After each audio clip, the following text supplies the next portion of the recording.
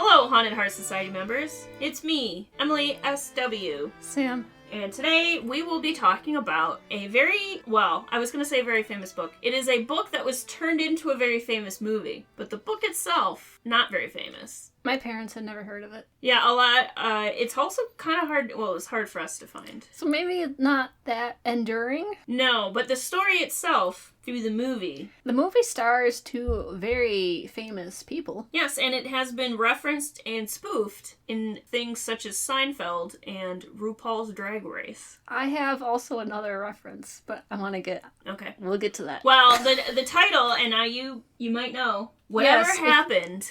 If you solved the cipher from last month. Yeah, that's true, if you solve the cipher. Today we are discussing Whatever Happened to Baby Jane. Not the movie, which is very famous, more famous than the story it was based on. We are talking about the novel, which was by Henry Farrell. It was published in 1960, and the movie came out shortly after in 1962. I was going to say that's a recurring thing, because there was another thing we talked about where the film came out very, very shortly afterwards. Now I don't remember what it was. This... some of the background on the book. Now, I listened to an audiobook that had an intro. It had some backstory to it, and the intro was written by a close friend of the author who, I believe it was his literary agent. Now, I listened to the audiobook, so I don't have the physical book in front of me, so I can't easily reference that. But in his intro, he said that at the time Henry Farrell wrote and published Whatever Happened to Baby Jane, he was really hurting strapped for cash. His wife was really sick, she had cancer, and so they had a lot of treatments and medications and things like that, and he needed something that was going to sell so they could afford to essentially keep his wife alive and in good health as long as possible. Which is how he came up with Whatever Happened to Baby Jane. Then pretty much the movie rights got acquired almost immediately, which... more money. So it makes sense in the context why he would be really eager for that. And also, Henry Farrell and his wife both had connections to the Hollywood world. Like, they had friends in Hollywood. So I think that also contributed to not only where he got the idea for the story, but also how he was able to get it picked up for film so fast. Yeah, I was going to say, Hollywood is... It's not really a theme, but it's a element of the story. Yeah, and also the sort of transition from stage to film. Yeah, that's a good point. Yeah, because, well, should we do a brief summary of the story? Synopsis. I wanted to kind of make a note of the fact that the characters in this novel are of a demographic we don't really see a whole lot as the main characters. No. Because it is almost exclusively middle-aged women. Yeah, I was picturing them to be, like, 70s, but they don't really specify. Well, no, we can figure this out because I think it is 50s. I think they are in their 50s and 60s because the one sister was a famous movie star in the 30s. Yeah, so this would be like 20, 30 years later. Yeah, and this was set kind of contemporary to when it was written, which was early 60s, so... Okay. Yeah, because I, just in my head, with the way they're described, I was picturing grandmas, like...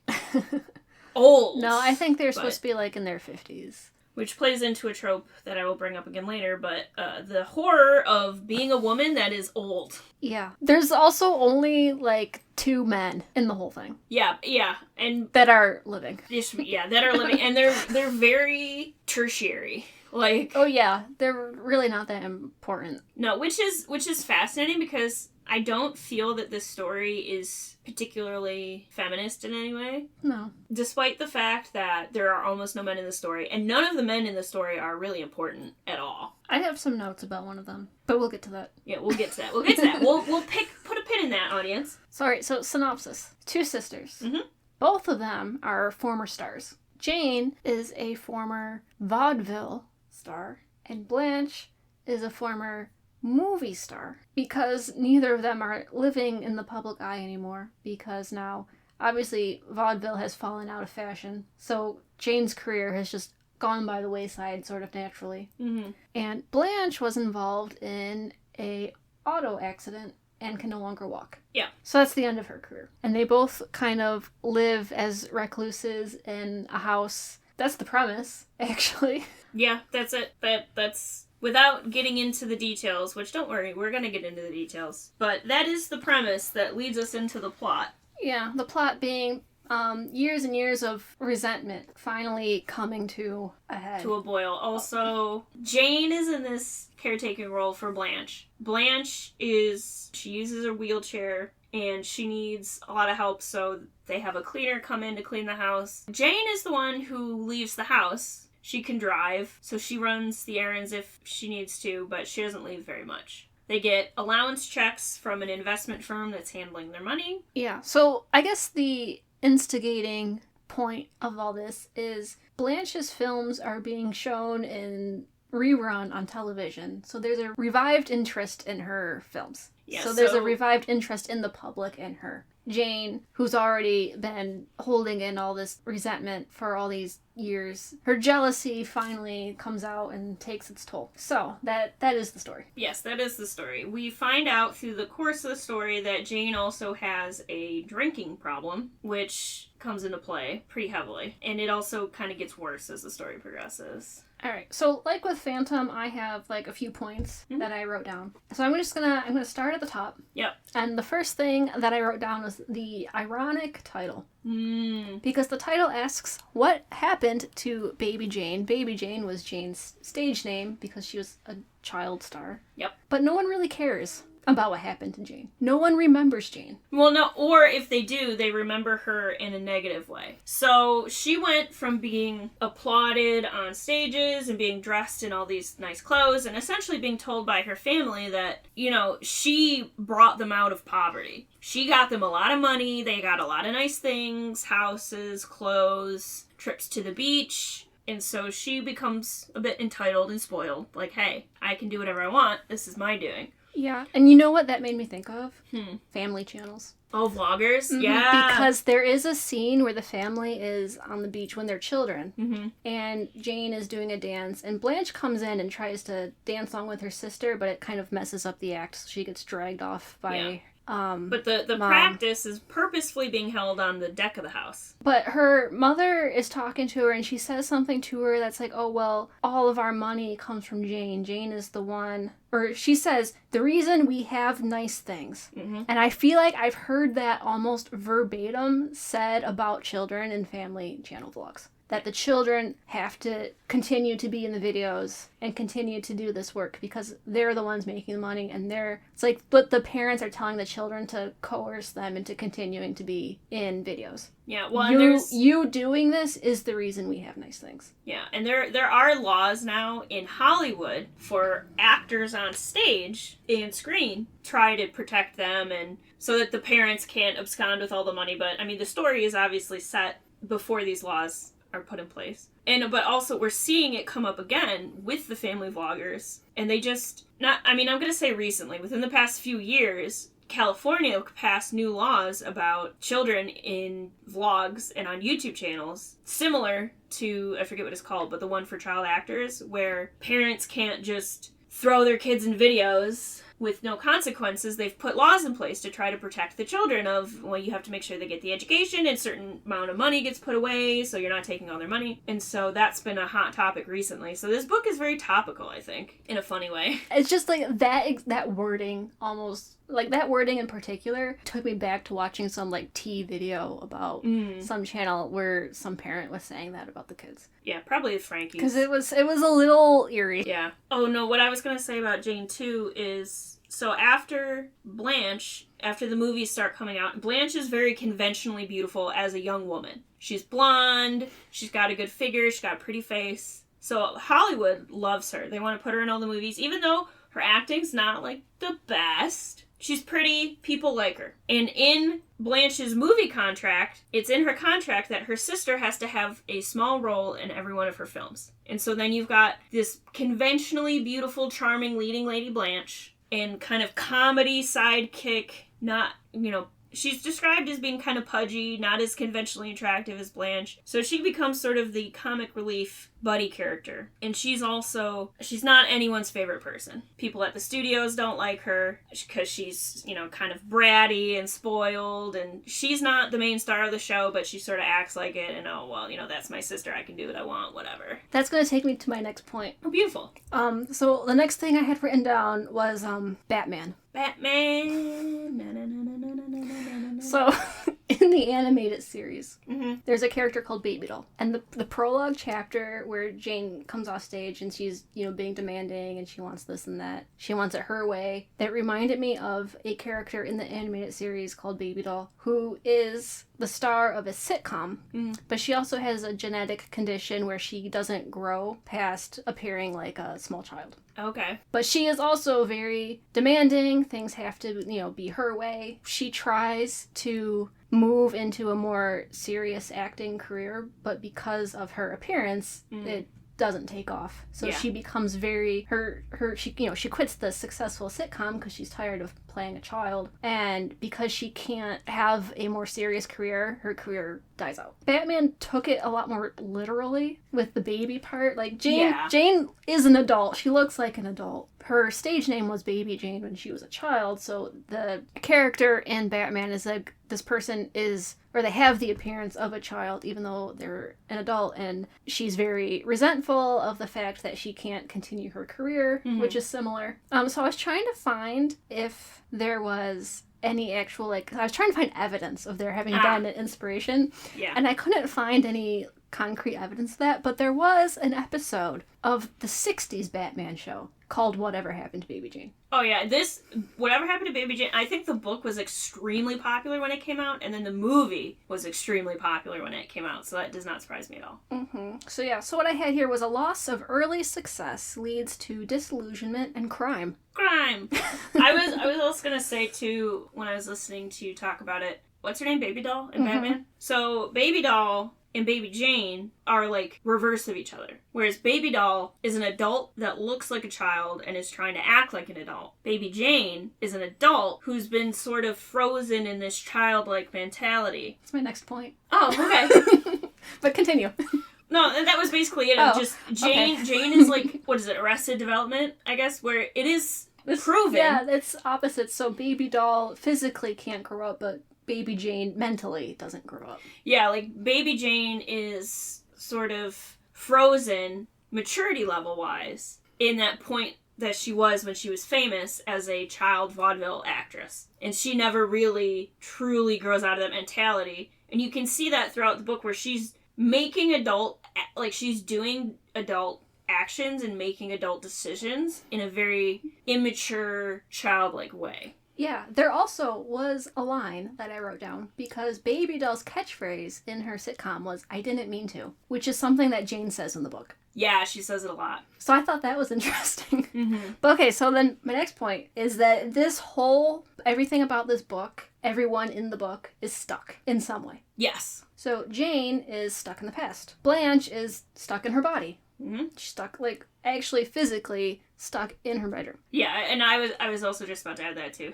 The narration itself is also stuck. The actual writing, the actions, they kind of slog on with no sense of urgency. Yeah. At all. So you'll have a scene where Blanche is at her window and she's trying to drop a note down to the neighbor, and it's she reaches for the window and she takes the note out of her pocket and she reaches for the window and then she stops and she listens. Is Jane coming? She might be. But then she reaches for the window and she's going to drop the note. I think I hear somebody in the hall. Everything, you're getting so frustrated. She's just do it. Just do the thing. Do the thing. And it just draws everything out. And everything is so drawn out. It's you're getting anxious listening to it. This book is extremely effective, pacing-wise. The book is told through multiple points of view. Now, most of what we hear, if you're listening to the audiobook... Yeah, we both listen to an audiobook version. Most of what you're reading is through Blanche's point of view. We do get points of view of Jane. I think the second most character we see is Jane's point of view. And then interspersed throughout, you get some sort of random outside perspective. So you get Mrs. Do you remember what the neighbor's name was? No. Well, there's a neighbor. She's a busybody. She's a bit of a busybody. She's a little starstruck. She's not from Hollywood. She moved there specifically because the house next to Blanche Hudson was for sale. Yes, so she's a widow. She's moved out to California. She's a little starstruck, and she just has nothing better to do, no job, no responsibilities, so she's always watching movies and tending to her garden and trying to peek over and see what they're doing. So we get some of her. We get some of a character named Edwin later on in the book, who is the only man character that really matters. At least to the modern day story. Yeah, because the only men in it were like the doctor, The broker guy. the broker, who mostly are seen through phone calls. Yeah, and they're more plot devices than characters. Yeah, and then at the very end, there's like a guy and a couple cops. Yeah, there's a guy and a couple cops, but really it's Edwin, and then we get flashbacks and descriptions of Blanche and Jane's father. Mm-hmm. So those are really the only two that matter. Even the guy at the end, like, we get some of his point of view, but he's not really important. Like, he could have been anyone, and that would have been accomplished. Yeah, it was just, we need a person to fill the scene. But the way they're constructed is very deliberate. The order in which we get the points of view. Because the author, Henry Farrell, uses his points of view to lead you down certain paths and put certain ideas into your head without explicitly stating them. So there's sort of the beginning of the book, you're mostly in Blanche's head. And that's putting suspense in you because you're from Blanche's point of view. It's pretty close. So you don't know when Jane's coming. Blanche is starting to get freaked out about it, starting to get stressed out about it. So we as the audience, we as the reader, are starting to get stressed out about it. And then when we switch to Jane, we get a little peek into the madness. We go back to Blanche, whatever. But then as the madness starts escalating and things start getting worse, it comes to a point where we are in Jane's head and other characters, but we are no longer getting Blanche's point of view. For a long stretch of time, we're in Jane's point of view, and then Edwin's. So as the reader, we there's nothing textually, there's nothing in the text that is suggesting that anything has happened to Blanche. However, because we're not in her head anymore, at least for me, as the reader, I started thinking, oh no, Blanche is dead. Something has happened to Blanche, because why are we going so long without being in her head? It wasn't. It was a fake out. So I think the author was very deliberate and very clever in his use of the first person, the close sort of first person, and switching point of views, because he's able to establish tension in another lane or via another sort of level. And I thought that was really interesting and probably very deliberate. Yeah, so let's give our dear listeners an idea of what the horrors are. So going along with Jane being mentally stuck in the past, her appearance reflects this. She's described as wearing things that are very gaudy and like how a child would dress themselves. Almost like costume jewelry. Yeah, so it says at one point she's got like this big bow in her hair and she's wearing clothes that are kind of clashing colors. She's got really brightly dyed red hair. Mm-hmm. And I think they also describe she's got ringlets. Her appearance reflects her mental state, which is deteriorating as the story goes on, because as we mentioned before, she's very jealous of Blanche. Just very quickly, I want to interject. She also is often described wearing a dirty sort of house coat, a dirty satin house coat, Yeah. and it comes up multiple times, which going along with the rest of her appearance. Like, she's often described as being unkempt, despite the efforts. So you've got the dichotomy of kind of dressing younger, acting younger, trying to appear younger, and picking things that appear to a younger person. But other people perceive her as being old, messy, sloppy, tasteless. Blanche being unable to walk is completely at Jane's mercy. Yes, and also her bedroom is on the second floor of the house. It is at least a 2-story house. And this house does not have any... It was the 60s. Oh my gosh. There were no accessibility That's features. it. That was the word I was looking for. Yeah. There's no accessibility accommodations at all. None. Which is why Jane has to bring her the food and do everything. But as Jane's mental state is deteriorating, Blanche realizes we can't continue living like this. Yeah, that's another example of being stuck in the past. Because they got this house before the accident. Built the house, so, it was very grand back in the day, 2 stories. But after the accident, they refused to give it up. They were advised, hey, this is expensive to upkeep, and also, this is not good for somebody who's in a wheelchair to have 2 floors. You could, go get something smaller, something with 1 floor, like a ranch.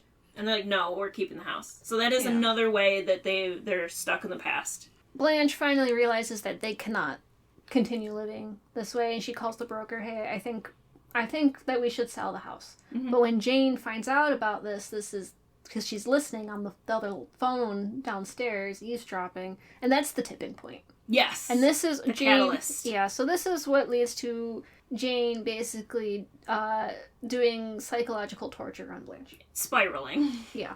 So we said before, she brings up her food, and it's covered, very fancy. Mm-hmm. And Blanche lifts the lid, and one day she served a dead bird. That's the first one. That is a very tidy bit of psychological torture because it's the dead bird decaying, rotting, and Blanche is so horrified that she does not want to even look at any of the other food her sister brings. No. And this, again, going on with kind of the slog, and I'm not meaning slog in a bad way, but it is... No, it's effective, it's slow. It's slow. And she spends a lot of time thinking about how now she can't trust anything that's brought to her. Well, and I think this is a very Gothic story, but this differs from a lot of the classic Gothic we read in the sense that a lot of classic Gothic and classic literature in general is very location driven. And the house is important, but this one is much more character focused. Like the landscape, the house is not as much of a character as it is in a lot of other Gothics. Rather than a Gothic, which might take a chapter or 2 or 3 to describe this lonely mountain or the forest or the haunted castle or whatever it is, this book doesn't do that. The verbiage and the length of it comes from intense descriptions of either personal feelings or thoughts or stuff like that. So this goes on, and of course every time Blanche tries to get help by her doctor, and even with the broker, Jane will turn around and tell them, no, Blanche called you by mistake. She doesn't mean it. She's changed her mind. We don't need you anymore. At the same time, Jane decides it's time to revive her own career. And she goes and she puts in a newspaper ad for a pianist. Yes. And that's where Edwin comes in. Edwin is the pianist, which he's an interesting character. Before we get away from the phone thing, though, so the first time she calls the broker, Jane is listening, that's the catalyst. Mm-hmm. Starts this whole spiral. The second time Blanche tries to use the phone, she's trying to call her doctor. That's after the torture has been going on, and Blanche has sort of tried a couple different things to get people's attention. The housekeeper comes, but Blanche is unable to get the housekeeper alone away from Jane long enough to tell her, hey, here's what's going on. Mm-hmm. So out of desperation, when Jane leaves the house, which I think it was to go put the newspaper ad in. Yeah. Jane leaves the house to go put the newspaper ad in at the office. And Blanche is like, this is it. I've heard her drive away. So Blanche very arduously and painfully gets herself downstairs by getting out of her wheelchair, dragging herself downstairs, very laboriously dragging herself to the downstairs phone because Jane has unhooked the upstairs phone. And so that's when she calls her doctor, and then Jane comes home and finds her on the phone to the doctor. And so then we get the first instance of physical violence, which is somewhat... So on the phone, the doctor is like, well, is Jane violent? And Blanche says yes, even though there has been no physical violence up until that point. There has been abuse. Let's be clear, there has been psychological and emotional abuse, but there has been no physical violence yet. So she says that to the doctor. Jane comes back, overhears at least part of this conversation, and then strikes her sister for the first time. In a sense, Blanche almost speaks it into existence. But the other thing I want to mention, because this part really creeped me out, after Jane comes in and beats Blanche into submission, she calls the doctor back and imitates Blanche's voice so convincingly, in a convincing enough way, that they're like, okay, well, I won't come over then. That, to me, was incredibly creepy. The way she got around that was imitating her sister and people believing her. And so Blanche is just caught in this literal hell where even when she's able to talk to somebody, it gets ripped away from her, or her sister imitates, that part really freaked me out. I was like, oh, I don't like that. Alright, Edwin. Edwin answers the ad, because he also doesn't really have much of a career. No, and he's got a weird, Oedipus. Oh no, Oedipus that is the mom and son thing, isn't it? Yeah. He's got this weird Oedipus thing going on with his mom. Edwin is a terrible person. Yes. He's a coward, and he's a human being. He is a useless, wimpy man. Yep. Which will take me to my next point. Mm-hmm. And this is a societal commentary. And it is a unwillingness to be uncomfortable to help others. Yes. The only one who doesn't fit that is the housekeeper. Which I have an exception here Yeah. for. So Edwin, because Blanche drops the dinner tray, makes noise while he's downstairs talking to Jane. Mm-hmm. So what was that? And he goes upstairs where Blanche had been locked. Literally locked in her room. She's so emaciated and disgusting looking, he just kind of has a meltdown and runs away. Because, the way he's described is, his point of view sections, I should say, because it is first person from his point of view. Or, it's not first person, but it's from his point of view. You know what I mean. He is kind of an odd character to be in the perspective of, because part of you kind of wants to feel bad for him at first, because he's in this situation where his mom is really kind of emotionally manipulative and controlling, but also he's aware of it. He's just not willing to get away from it. So he complains about it and he's kind of mean to her. He kind of blames her for all of his problems. Yes. Whereas he's an adult, he could go find somewhere else to live and cook his own meals and do all that stuff, but she's still cooking his meals and giving him cake and stuff. So instead of doing anything to help Blanche, who clearly is in need of it, he just leaves. He runs out of the house, yeah, and Blanche is like, oh my god, a person, I'm saved, please help me. And he's just like, oh my god, that, and then he runs away. And then Jane chases him down, but Yeah. Well, and he does get punished for it almost immediately.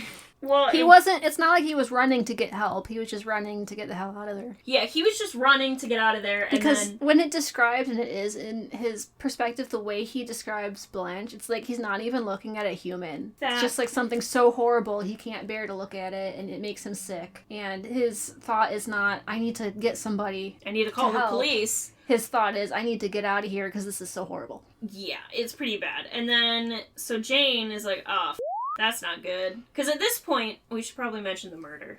Yeah, so the exception that I had made, because there is another character who looks like they're about to be in a position to help Blanche, and then she doesn't. Mm-hmm. Which is another person, because the whole thing is because they were on the beach. And she was a tourist, and she didn't speak English very well. Mm-hmm. But instead of finding someone, or getting someone, and be like, come look, there's this lady here who's, I don't know what her problem is, you talk to her. She just says, I don't speak English, sorry, and leaves. It's weird. Every single point where it looked like someone was going to help Blanche, that just gets ripped away for some reason. Yeah, either because the person is purposefully making a choice, or fate was just like, nah. So on the subject of fate, our poor Mrs. Edna Stitt. Edna Stitt, there it is. The housekeeper. How did I forget that? My great-grandmother's name was Edna. Was it really?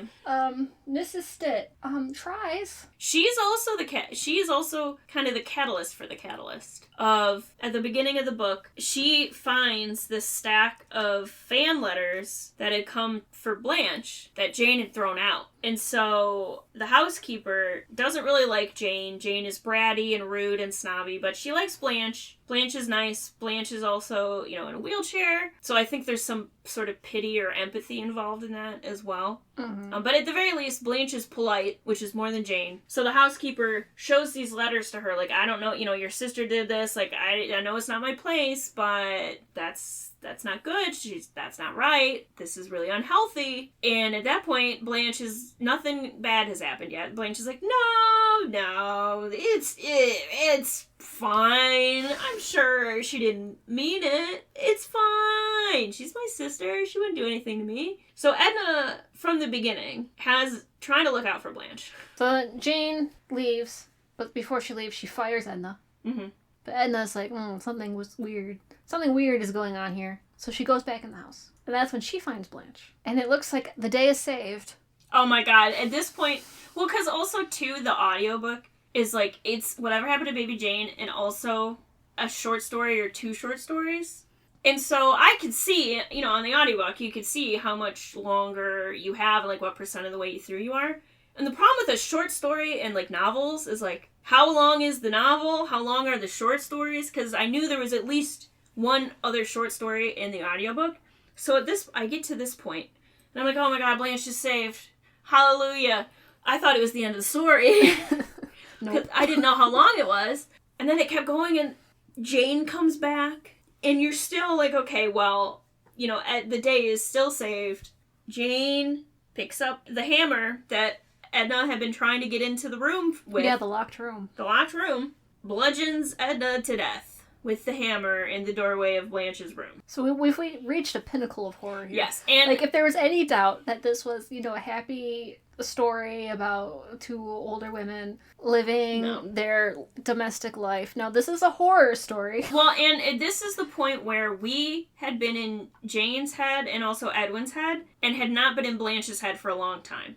And so, kind of through Edna being murdered, we find out that Blanche is tied up to her bed with tape over her mouth. And even this is a fake out, because in the book, Jane goes over to Blanche, and it describes her as being very still. Her eyes are closed. Her hands that are tied to the bed are sort of hooked into these claws, so it's like, oh my god, she's a corpse. This is very psycho, you know, with the mom and the... But then we find out Blanche is actually alive, but barely. But so that was the point of the story, where it's like, oh, you kind of think she's already dead, and then, oh my god, she's not dead, but then you're like, oh my god, she's not dead. It might be better if she was dead, because she's being starved and kept in this room and, like, soiling herself, and... So, here's my last point. And this is going to go along with what happens immediately following the murder. Jane now has to get an actual corpse out of the house. And while she's trying to do this, she is encountered by their neighbor. Mrs. Blake? Something like that, yeah. Oh no, I wrote it down. Mrs. Bates. Bates! Psycho! I had it written down right here. It was there all along. Mrs. Bates comes up and she's telling Jane. Now here's the thing. We know how Jane feels about Blanche. Mm-hmm. Mrs. Bates does not. Mm-mm. So she's telling Jane, oh, I love your sister's films. She was such a great actor. I love these movies. Could you tell her, or you pass along my salutations? Yeah. Tell her I'm a big fan. Mm-hmm. I live right next door. Come invite me for tea. Yeah. So my point was that you never really know what's going on in someone's life. Or what's going on right next door. Because Mrs. Bates thinks she's doing a nice thing by passing along her that was the word I was looking for, compliments. Mm. Passing along the compliments, but meanwhile, first of all, Jane is trying to dispose of a body. And second of all, she hates Blanche, so she's just standing there seething, getting angrier and angrier and angrier. Mm-hmm. And meanwhile, Mrs. Bates is like, man, she's being so rude. Yeah, so that was another thing. Like, Mrs. Bates interprets this as Jane being rude when she has rude and cold. Mm-hmm. But she doesn't realize that it's because of reasons that have nothing to do with Mrs. Bates. Yeah, and she also, like, sees suspicious behavior but doesn't clock it as suspicious. Mrs. Bates sees Jane wheeling a figure wrapped in a blanket so tightly you can't see them in a wheelchair to the car in the dark at night. That's not weird. That's not weird. And then, you know, when Mrs. Bates is like, oh, hey, what's up? And Jane is all like, huh? What? And trying to, you know, just ignore her and get this wrapped figure out of the wheelchair and into the car as quickly as possible. Mrs. Bates does not go, that's suspicious. Maybe I should look into this. Maybe I should call somebody. Maybe I should whatever. No, she's just like, wow, what a rude... In this case, though, Mrs. Bates was correct about Jane. But the fact remains is you never know what kind of day or life someone is having. Yeah, I will say, though, you know, if you see a celebrity out in public and you try and say hi to them and they're having a bad day, that's a lot different than seeing a celebrity wheeling a mysterious lumpy figure in the middle of the pitch black night and then getting jumpy when you try to talk to them and you see them doing it. Like, that's different. This is an extremely extreme case. I'm not saying that this is normal. No. But I'm just saying, it's really, you have this juxtaposition here, where Mrs. Bates goes in with all these good intentions, but she's met with hostility. She goes in with good intentions, but she's also self-serving at the same time. That is, yes. She's like, oh, I want to, you know, there's this newspaper article about Blanche and all this stuff, and this will be my in. Mm-hmm. Like, I'll pass along this newspaper article as a nice thing, and they'll be like, oh, come to tea with us. So her motivations are selfish, even though she's technically trying to do something nice. And that's essentially what everyone in the story is doing, is selfish, to some degree. They're very self-absorbed, especially Edwin. Yeah, Edna, the housekeeper, like she gets kind of... She's the best person in the story, and she's killed for her effort. She is. She is. And no good deed goes unpunished. But no, I was just going to say, like, she's the person who has, I think, the most honest intentions. Of she likes Blanche. she thinks Jane is a bad character. She's trying to help Blanche. And she does at certain points get sort of manipulated by Jane in a way to, like, steer her away from helping Blanche, but she always comes back. Mrs. Stitt always comes back to, no, I'm gonna help Blanche. And it's the level, some of the story, the level of sheer just the timing. The horrible timing. At one point, Blanche manages to finally get a note through the window and drop it in front of Mrs. Bates when Mrs. Bates is gardening, and, you know, Jane's not up there. Jane can't see it. Jane isn't up there to stop her, and she finally drops this note. She's gonna get help, whatever. And then she picks it up and doesn't really look at it because her friend comes over and is like, hey, you want to have tea? And so she just puts the note in her pocket. Yeah, it was another one of those, like, things where you're, like, getting really frustrated. Yeah, because, like, they're so close. They're so close. Yeah, they're so... But it was, like, just those sorts of... It was almost ridiculous, but it was compelling. It was very melodramatic, but not in a bad way. This story, I will say, the form of this story, to me, this is, like, the traditional Gothic sort of up and down and up and down and up and down and up and down. And, oh my god, we got a solution. No, we don't. And it got worse and worse and worse and worse. And oh my god, it's getting better. We're gonna get... Nope. Whatever happened to Baby Jane is just if you took that sort of up and down that a lot of Gothics go through and condensed it. Where it's like almost every other page is an up or a down. Mm-hmm. Like, it's just boom, boom, boom, boom, boom. You're, like, on the edge of your seat the entire book. It's not like in sort of a classic Gothic or other classic literature where you have sort of slow kind of lulls or, like, building periods where it kind of calms down a little bit and then it builds again. Like, this one is just from the outset. High, high, low, low, high, high, low, low. So there is a bit of a twist at the end. And I was reading some... Like, I was trying to look into this to see, like, what people were saying and stuff like that. And I did see some speculation about whether the twist was, like, a true twist or if it was just something made up. But I think selfishness is at the root of literally every character in this book, including Blanche, to a certain degree. Because Blanche is a victim. I'm not denying that. She is a victim of her sister and circumstance and all this stuff. A lot of the circumstances that led to Blanche becoming in the position that she's in were because of choices that she herself made. There it is. Yeah, that's what I was trying to say. Yeah, so you sort of come to an understanding at the end. Whether it's true or not, doesn't really matter, but the twist at the end of the book leads you to believe that Blanche had a bigger part to play in her fate than we initially thought she did. And it paints her in a much different light. It paints the entire story in a different light, which I also think is a very clever little bit of writing. And I highly recommend reading this book. It's very good. But I mentioned earlier, and I do want to come back to it quick before we wrap things up, the horror of aging women.